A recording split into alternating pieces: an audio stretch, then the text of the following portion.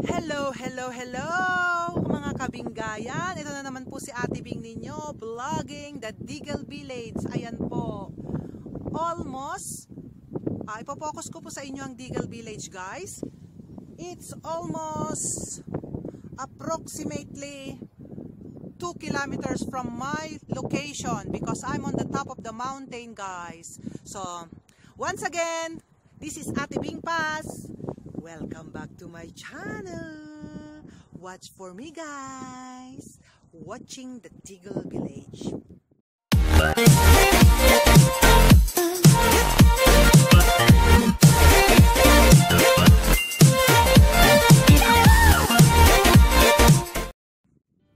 Hello, guys. Hello, guys. Hello, hello. This is Ate Bing's TV. Strikes again. Remember, guys, yung dati ko pong vlog about Bronclaw Reservoir at pinakita ko po sa inyo ang village na Diggle. Ayan po siya. Right before your eyes, ipinokus ko po at zoom ko po siya para makita nyo po ang village. Ayan. So, ayan po ang buong Diggle. Sasakupin po natin siya ngayon. Bibisitahin po natin along the road kasi yan po ang aking daan pa uwi. It's exactly on the foot of Moorland, Diggle Village. Ayan po. Ayan po ang village na dito. Sa bundok po niya, opposite ng bundok na yan po, ang Upper Mill Village. Doon po ako nakatira. So, my next vlog, guys, is about Diggle. What is all about Diggle? Ayan po. Ipapakita ko po sa inyo ang small village ng Diggle. Kung paano po sila nabubuhay, what is their way of living since they are living in a village like my village. Titignan po natin at obserbahan natin kung gaano po sila ka-industrialize at ka-advance. Katulad din po ng Upper Mill. So, that is all moorland, guys. May bahay sa baba. Ayun, ang bahay sa baba.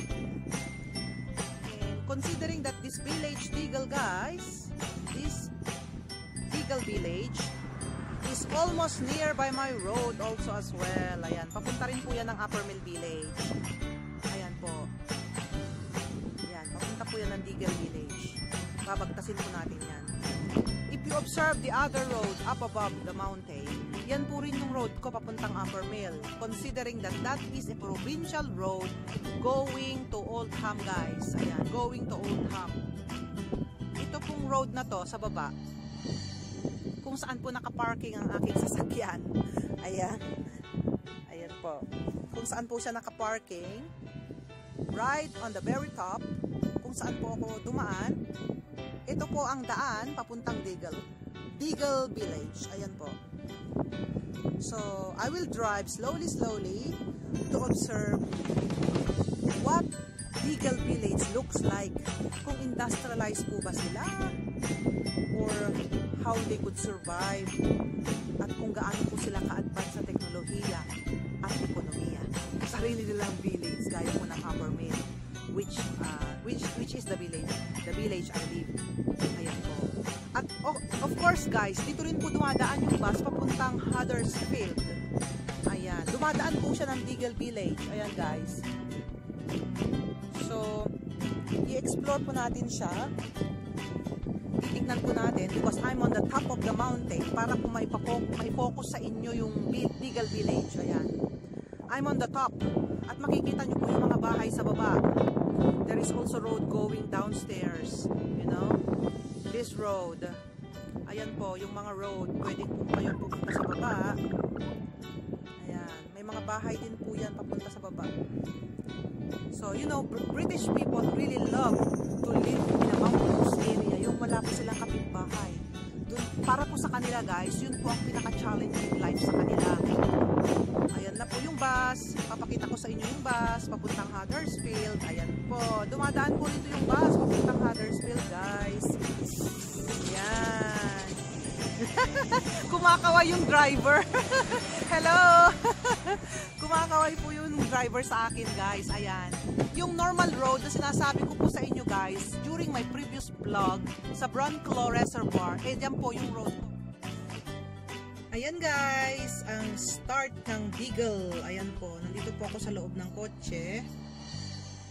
Ayan, para makita ko po exactly ang mga residences dito. Ayan. Yan po ang Deagle guys. It's oops, ayan. It's beside the mountain. Napaka-peaceful po guys. Binibidyo ko po siya inside my car. So, ayun po. Nandito tayo sa may Sunfield Lane leading to Sunfield Estate. Ayan. May bus stop din po dyan. Ayan po ang bus stop, guys. Tapos ko po sa inyo, guys, ang pinaka village center ng Deagle. Ayan po. Small village. Meron naman pong bus stop, guys. Ayan po. And Village, what's this? Village News Agent. Para pong napakalumang store. Almost vintage shop. Ayan po. Ayan po guys. Malapit din po yan sa bundok. Ayan. Ayan. I hope you like the little village of Deagle guys. Possibly we will explore more. Watch for it. Restaurant in Deagle are closed. Ayan. Ang daan na to guys ay papuntang Upper Mill. So this is it, a small Deagle. A small village in Deagle. Ayan po. May mga bahay din po diyan. Hello guys, I'm back again. Ayan po ang near Deagle Village. Ito po yung ginagawa nilang railroad ng train papuntang Huddersfield, Leeds. Ayan po ang connecting route. Ayan po ang railroads. Daanan po ng train yan guys. Papuntang Manchester, papuntang Huddersfield, and all of it. So, ayan po. And this is the village of Deagle Village. Ayan. Malapit po siya sa bundok and very panoramic. Napakaganda pong magkaroon ng bahay sa ganitong lugar kasi napakatahimik. Ayan po. Meron din pong public footpath pa pala dyan. Siguro papuntang bundok. Ayan. Pwede kayong maglakad-lakad. Ayan po yung bundok guys, oh. Nakikita nyo pong brown na bundok doon sa pinakadulo. Ayan po yung pinanggalingan natin kanina. Ayan. This is Deagle Village. Ayan po. Deagle Village. Ay, hindi natin nakuhanan yung train. So sad. Dumaan po yung train papuntang Huddersfield, guys. Hindi po natin nakuhanan. We are vlogging on the back. Ayan. Anyway, guys, possibly on my next vlog, ipapakita ko po sa inyo at hihintayin po natin yung train na dumaan sa atin pong village. Ayan, papakita ko po sa inyo. Meron din pong train line or railways dun po sa aking village. Malapit din po doon ang Greenfield Village. Ayan po. Okay guys, this is Deagle, a small village in Saddleworth called Deagle Village. Ayan po, napakaliit pong village yan. There you go guys.